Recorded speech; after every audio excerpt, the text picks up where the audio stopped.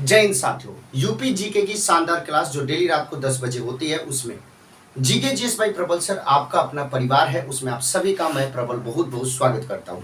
Team प्रबल आप लोगों के साथ मजबूती से मेहनत कर रही है, शानदार तरीके से संघर्ष कर रही है।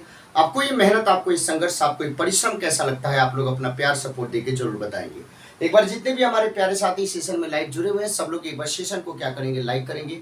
जिन्होंने अभी तक चैनल को सब्सक्राइब नहीं किया करेंगे और एक बार अपने सारे सोशल मीडिया प्लेटफॉर्म पे सेशन को शेयर कर दीजिएगा। उत्तर प्रदेश के जो महत्वपूर्ण स्थल जो मैं पढ़ा रहा था उसमें आज ये अंतिम भाग है और इसके माध्यम से उत्तर प्रदेश के सारे प्राचीन काल के और मध्यकाल के महत्वपूर्ण स्थल को मैंने कंप्लीट करा दिया। आधुनिक काल के जो स्थल है उसको मैं आप लोगों को मॉडर्न हिस्ट्री जब यूपी का पढ़ाऊंगा कल या परसों से, उसमें आपको डिस्कस में करूंगा। तो चलिए सबसे पहले बिना लेट किए एक एक चीजों को समझते जाना, ध्यान से सुनते जाइएगा। गढ़ कुंडार की बात करते हैं। जब हम गढ़ कुंडार की बात करें तो उत्तर प्रदेश के झांसी जनपद में स्थित है। बताया जाता है कि यहाँ पे पूर्व मध्यकाल में परमार वंशों का शासन हुआ करता था। किस वंश का भाई? तो परमार वंश का शासन हुआ करता था। 8वीं शताब्दी में यहाँ पे चंदेलों का शासन हो गया। पृथ्वीराज चौहान जो आपके दिल्ली के शासक थे, पृथ्वीराज तृतीय के नाम से जाना जाता है, तो उनके बारे में बताया जाता है कि उनके समय में यहाँ का जो चंदेल शासक था वो परमाल था, लेकिन पृथ्वीराज चौहान और चंदेलों के बीच में संघर्ष हुआ और इसमें पृथ्वीराज चौहान ने चंदेलों को पराजित कर दिया। उसके बाद पृथ्वीराज चौहान के जो सेना नायक थे जिनका नाम था खेत सिंह जी, उन्होंने यहाँ पे एक नए राज्य की स्थापना करी। उस राज्य को खंगार राज्य के नाम से जाना जाता है। हो सकता है कि आपके पेपर में छुपे हुए सवाल पूछ दे कि खंगार राज्य की स्थापना किसके द्वारा करी गई थी। तो खंगार राज्य की स्थापना खेत सिंह जी के द्वारा करी गई थी और खेत सिंह कौन थे? पृथ्वीराज चौहान के सेना नायक थे। और बाद में बलबन जब आपका शासक बना, यानी दिल्ली सल्तनत आया और गुलाम वंश आया और गुलाम वंश के अंतिम शक्तिशाली शासक बलबन के समय पे यहाँ पे किसका अधिकार हो गया? बुंदेलों का अधिकार हो गया और अंतिम समय तक बुंदेलों की राजधानी के रूप में गढ़ कुंडार को आप देख सकते हैं। तो जो भी साथी गढ़ कुंडार से बिलोंग करते होंगे जरूर आप हमें बताइएगा। तो ये झांसी जनपद में स्थित है। पूर्व मध्यकाल में यहाँ पे परमार वंशों का शासन था। 8वीं शताब्दी में चंदेलों का शासन था। पृथ्वीराज चौहान ने चंदेलों को पराजित किया। उसके समय, चौहान के समय, यहाँ का चंदेल शासक जो था उसका नाम था परमाल।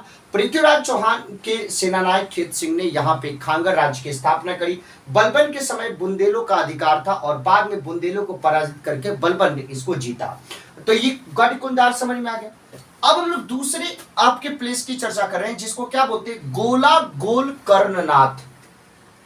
गोला गोल कर्णनाथ ये उत्तर प्रदेश के लखीमपुर खीरी जनपद में स्थित है।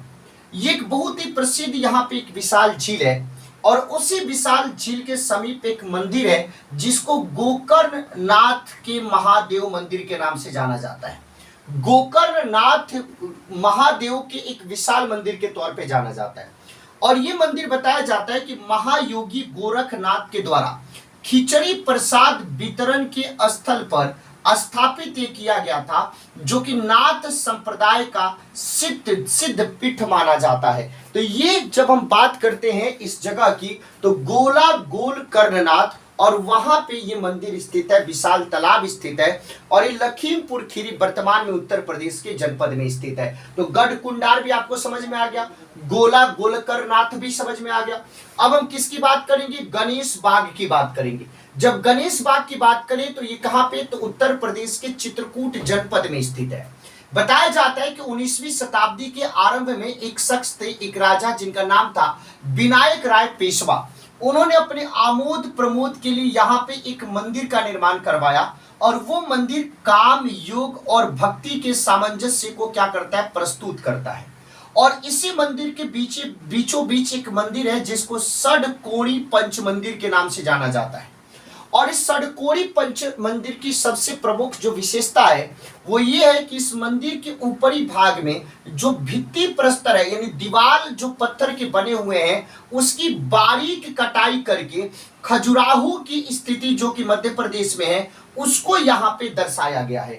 यानी ये जो मंदिर है उसकी जो पत्थर की दीवार है उसको काट के उसकी बारीक कटाई करके खजुराहो जैसा कुछ दृश्य प्रस्तुत करने की कोशिश करी गई है। तो ये कौन सा? गणेश बाग है जिसके बारे में मैंने आपको बता दिया। तो देख लो भाई, 1 नंबर मैंने गढ़ कुंडार बता दिया, दूसरे नंबर मैंने गोला गोलकर नाथ बता दिया, तीसरा नंबर मैंने गणेश बाग बता दिया।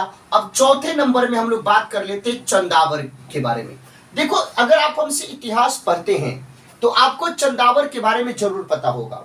1194 ईस्वी में तुर्क आक्रमणकारी मोहम्मद गोरी और चंदावर में जो आपके जयचंद जो शासक थे गढ़वाल वंश के, उसके बीच में संघर्ष हुआ और उस युद्ध को चंदावर के युद्ध के नाम से जाना जाता है। लेकिन बात आती चंदावर, इसी चंदावर को हम छंदावर भी कहते हैं, जो कनौज और इटावा जनपद के बीच में स्थित है और गंगा यमुना दोआब क्षेत्र में स्थित है। और ये किस लिए प्रसिद्ध है? क्योंकि यहाँ पे आपके चंदावर का युद्ध हुआ था, जिसमें एक तरफ मोहम्मद गोरी था तो दूसरे तरफ आपका जयचंद था। तो चारों प्लेस समझ में आ गया, याद हो गया आप लोगों की वर्तमान स्थिति और इतिहास में क्यों प्रसिद्ध है, ये भी आपको समझ में आ गया। गढ़कुंडार, पृथ्वीराज चौहान, गढ़कुंडार, गोला गोलकर नाथ, गणेश बाग और उसके बाद चंदावर या छंदावर, ये पूरी बात समझ में आ गई। अब पांचवा देखिए बाबू, चित्रकूट का नाम किसने नहीं सुना होगा। चित्रकूट की बात करें तो पूरा का पूरा जो चित्रकूट है ये भगवान श्री राम मर्यादा पुरुषोत्तम श्री राम से संबंधित है। तो मर्यादा पुरुषोत्तम श्री राम, भगवान राम वनवास के समय भगवान राम आपके यहीं पे ठहरे थे, भगवान राम आपके यहीं पे ठहरे थे, इसके लिए चित्रकूट बहुत ही ज्यादा प्रसिद्ध हो जाता है। इस चित्रकूट में एक तालाब है, एक तालाब जलाशय है जिसको भरतकूप कहते हैं। और वहां पे बताया जाता है कि भगवान श्री राम के राज्याभिषेक के लिए जल को इसी आपके भरतकूप से संग्रहित किया गया था, इसी आपके जलाशय से भरा गया था। यहाँ के चित्रकूट के जंगलों के बीचों बीच एक नदी आपकी बहती है, जिसको मंदाकिनी यानी पयस्विनी नदी के नाम से जाना जाता है। और यहाँ पे बहुत सारे आपकी जगह स्थित है। वहीं पे रामघाट के समीप एक कुटी है जिसको पर्णकुटी के नाम से जानते हैं। अगर आपने रामायण देखा होगा तो ये चीज आपको पता है। तो पर्णकुटी में भगवान श्री राम ने क्या किया था, निवास किया था। तो ये पूरे के पूरे चित्रकूट की बात करें जो कि आपके उत्तर प्रदेश में स्थित है, जो मैंने बता दिया था, ये भगवान श्री राम से संबंधित है। अब छठे में कौन सा आ जाता है, चुनार। अब देखो, आज ही मैंने शाम को 4 बजे जब आपको पढ़ाया तो उसमें चुनार को मैंने डिस्कस किया। और ये चुनार क्या था, जहां पे शेर खान का आपका अधिकार था और हुमायूं ने उसके ऊपर घेरा डाल दिया था, जिसके चलते बाद में हुमायूं की अधीनता शेर खान ने स्वीकार करी थी, लेकिन वही शेर खान हुमायूं को पराजित कर दिया। तो जब हम चुनार की बात करें तो बिंद पहाड़ी के क्षेत्र में मिर्जापुर जनपद के अंतर्गत वर्तमान में आता है। गंगा नदी के तट पर आपके अवस्थित है। यहाँ पे बहुत प्रसिद्ध भर्तृहरि का मंदिर है और बल्लभ संप्रदाय का इसी भर्तृहरि मंदिर के समीप बल्लभ संप्रदाय का कूप मंदिर भी अवस्थित है, जहां पे श्री विठल नाथ जी की गद्दी भी अवस्थित है। और ये किससे संबंधित है, शेरशाह से संबंधित है, क्योंकि इसी चुनार के ऊपर आपके घेरा डाल दिया था हुमायूं ने और लंबे समय तक घेरा डाले रहा, जिसके कारण चुनार पे उस समय अधिकार शेर खान का था, उसने हुमायूं की अधीनता स्वीकार करी थी। तो अभी मैंने गढ़कुंडार पढ़ा, गोला गोलकर नाथ पढ़ा, गणेश बाग पढ़ा, हमने छंदावर पढ़ा, चित्रकूट पढ़ा, चुनार पढ़ा। अब हम लोग 8वें नंबर पे तौर पे किसके बारे में पढ़ रहे हैं, जौनपुर। कल के जो मैंने आपकी हिस्ट्री की क्लास ली थी 4 बजे शाम को, उससे मैंने जौनपुर के बारे में पूरी डिटेल में बताया था। लेकिन चूंकि हम यूपी जीके की क्लास ले रहे हैं तो जौनपुर यहाँ पे भी पढ़ना है, तो उतने ज्यादा डिटेल में नहीं, ओवरव्यू आपको बता देते हैं। ये उत्तर प्रदेश में आपकी गोमती नदी के किनारे पर अवस्थित है। 1359 में इसकी स्थापना फिरोज शाह तुगलक के द्वारा मोहम्मद बिन तुगलक, जिसको जौना खान के नाम से जाना जाता है, उसकी याद में किया गया। बाद में जैसे तुगलक वंश का पतन हुआ तो मलिक हुसैन सरकी के नेतृत्व में यहाँ पे स्वतंत्र सरकी राजवंश की नींव रखी गई। और सरकी राजवंशों के नेतृत्व में कनौज आपके स्थापत्य की बात करें, कला की बात करें, संस्कृति की बात करें, साहित्य की बात करें, सबसे महत्वपूर्ण आपका केंद्र बन गया। बाद में 1492 में सिकंदर लोदी ने फिर से इसके ऊपर अधिकार कर लिया और कनौज को हिंद ए सिराज के नाम से आपको जाना जाता है। और यही चलो अब हम लोग देखते हैं आगे उत्तर प्रदेश के जो महत्वपूर्ण स्थल है। अंतिम भाग देख लीजिए, देवघर देख लीजिए। अब यहाँ पे जो देवघर की बात है उत्तर प्रदेश के कहाँ पे, ललितपुर में स्थित है, बेतवा नदी के तट पर स्थित है। आप झांसी को भी देख लीजिए, झांसी को मैंने आप लोगों को बताई दे दिया था कि झांसी आपके चंबल नदी के तट पर स्थित है। और क्यों फेमस है, तो यहाँ पे झांसी की राजा जो थी गंगाधर राव, उनके साथ शादी हुआ था झांसी की रानी जो बाद में बनी लक्ष्मीबाई की, जिनको बचपन में मणिकर्णिका के नाम से जानते हैं। तो 1857 के बहुत महत्वपूर्ण केंद्र के रूप में झांसी रहा है। तो बेतवा नदी के तट पर स्थित है। हिंदू और जैन दोनों धर्म के महत्वपूर्ण आपके ये आप क्या बोलते हैं केंद्र के रूप में है। यहाँ से मूर्ति और मंदिर दोनों के साक्ष्य मिले हैं। सबसे महत्वपूर्ण मंदिर की बात करें तो भगवान विष्णु का दशावतार मंदिर इसी देवघर से आपके प्राप्त हुआ है, जो ईंट स्थापत्य का बेजोड़ नमूना आपके क्या करता है प्रदान करता है। तो जब हम देवघर की बात करते हैं तो देवघर वर्तमान उत्तर प्रदेश के आपके ललितपुर में बेतवा नदी के तट पर स्थित है। हिंदू के साथ साथ जैन धर्म का भी महत्वपूर्ण केंद्र रहा है। मूर्ति और मंदिर दोनों के साक्ष्य यहाँ से मिले हैं। भगवान विष्णु के दशावतार मंदिर के भी साक्ष्य यहाँ पे मिलते हैं। ईंट स्थापत्य का बेजोड़ नमूना यहाँ पे दिखाई देता है। तो चलो ये हो गया। अब देख लो जी, हमने देवघर भी देख लिया। अब देखते हैं दाऊ जी। ये आप सब लोग जानते होंगे, दाऊ जी किसको बोलते हैं? बलराम को बोलते हैं। ये भगवान बलराम कौन थे? तो भगवान कृष्ण के बड़े भाई थे। मथुरा से लगभग 21 किलोमीटर दूर भगवान कृष्ण के बड़े भाई बलराम जी का मंदिर है और उन्हीं बलराम जी को दाऊ जी कह के संबोधित करा जाता है। और यहाँ पे दो मेले लगते हैं जिसके लिए बहुत ही प्रसिद्ध है। एक देव छठ मेला लगता है और एक पूर्णिमा को मेला लगता है। तो जो वहां के आसपास से होंगे वो जरूर कमेंट करके बताएंगे कि मैं सही बोल रहा हूं कि गलत बोल रहा हूं। नेक्स्ट आप लोग देख लीजिए देवबंद। ये वर्तमान सहारनपुर जनपद में स्थित है। यहाँ पे बहुत प्रसिद्ध देवी दुर्गा का मंदिर है और उसी के पास में एक देवी कुंड है जिसके लिए देवबंद आपके प्रसिद्ध है। लेकिन देवबंद को और भी एक बात के लिए जाना जाता है, अरबी भाषा के संबंधित संस्था दारुल उलूम भी यहाँ पे है। तो दारुल उलूम के लिए भी देवबंद को जाना जाता है। तो अभी देखो हमने क्या क्या देखा, देवघर देखा, दाऊजी देखा, देवबंद देखा। अब हम किसकी बात कर रहे हैं? नैमिषारण्य की बात कर रहे हैं। तो उत्तर प्रदेश के सीतापुर जनपद से लगभग 21 किलोमीटर दूर आपकी स्थित है। एक कथा है यहाँ के बारे में। बताया जाता है कि यहाँ पे एक ऋषि हुआ करते थे जिनका नाम था महर्षि दधीची। उन्होंने राक्षसों के विनाश के लिए अपनी जो हड्डियां थी, अपनी जो अस्थियां थी, वो देवताओं को उन्होंने क्या कर दिया था? दान दे दिया था। देवताओं को देख लीजिए कितनी बड़ी त्याग है, कितनी बड़ी तपस्या। और नैमिषारण्य को इतना ज्यादा पवित्र माना जाता है कि इसके बारे में बताया जाता है कि 28,000 ऋषियों की तपोभूमि है और 30,000 तीर्थों का तीर्थ स्थान है नैमिषारण्य, जो सीतापुर जनपद से लगभग 21 किलोमीटर दूर है। जो वहां से बिलोंग करते होंगे ऑफलाइन कमेंट करके बताना। इसी नैमिषारण्य में एक जगह है जिसको चक्र तीर्थ के नाम से जाना जाता है और उस चक्र तीर्थ के बारे में बताया गया कि पृथ्वी का सर्वोपरि तीर्थ जो है वो चक्र तीर्थ है। वो कौन सा चक्र तीर्थ है?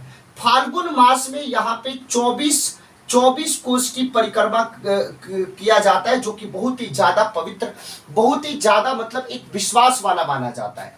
इस चक्र तीर्थ के पास एक जगह है जिसको व्यास गद्दी के नाम से जानते हैं और उसी व्यास गद्दी नामक जगह पे महर्षि वेद ने क्या किया था? वेद व्यास ने वेद को 4 भागों में विभाजित किया था और पुराणों की रचना करी थी। और यहाँ पे एक और स्थित भी है सूत गद्दी। सूत गद्दी जो जगह है वहां पे सूत ऋषि और सौनक के बीच में संवाद हुआ था। तो नैमिषारण्य जो उत्तर प्रदेश के सीतापुर जनपद से 21 किलोमीटर दूर है, इसके बारे में कितनी महत्वपूर्ण बातें हैं उसको आपको ध्यान देना है।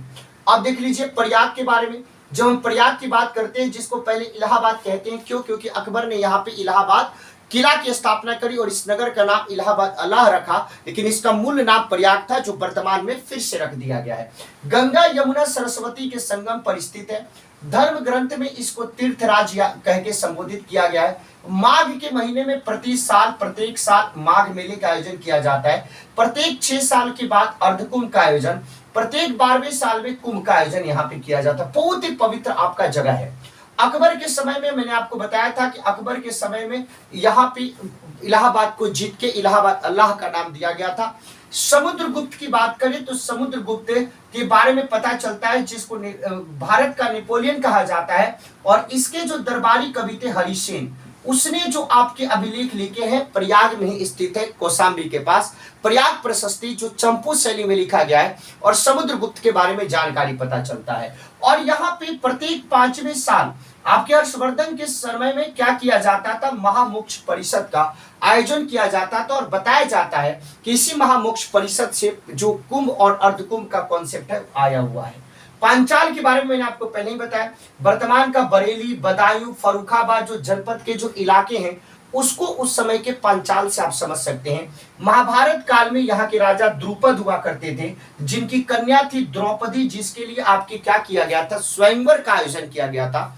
अर्जुन ने जीता था। तो यहाँ पे जो पंचाल के उत्तरी भाग की जो राजधानी थी अहिछत्र, और इसके दक्षिणी भाग की राजधानी काम्पिल्य थी, और कान्यकुब्ज जो इलाका है वो इसी पांचाल का हिस्सा हुआ करता था, इसी पांचाल का हिस्सा हुआ करता था। तो अभी देख लीजिए आप लोगों ने कौन कौन से प्लेस को देखा, तो देवघर को देखा आपने, उससे पहले झांसी को देखा, दाऊजी को देखा, देवबंद को देखा, नैमिषारण्य को देखा, चक्रतीर्थ को देखा, प्रयाग को देखा, उसके बाद पांचाल को देखा। अब देखिए देवा पाटी, ये गोंडा जनपद में स्थित है। यहाँ की बहुत ही प्रसिद्ध मंदिर है पाटेश्वरी देवी का मंदिर, जिसको महाराजा विक्रमादित्य के द्वारा बनवाया गया था।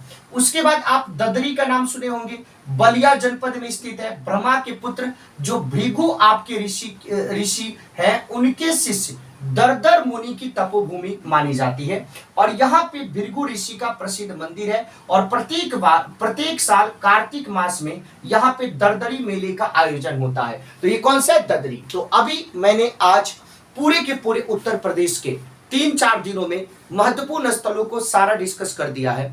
अब सब लोग प्रॉपर अपने नोट्स बना लिया होगा, उसको रिवीजन करते रहिएगा। कल से हम जहां पे टॉपिक हमने छोड़ा था मास्टर क्लास की, उसी से कंटिन्यू करेंगे। आप सब लोगों को ये सेशन पसंद आया होगा, उम्मीद है। अब सब लोगों से मिलेंगे सुबह में 7 बजे करेंट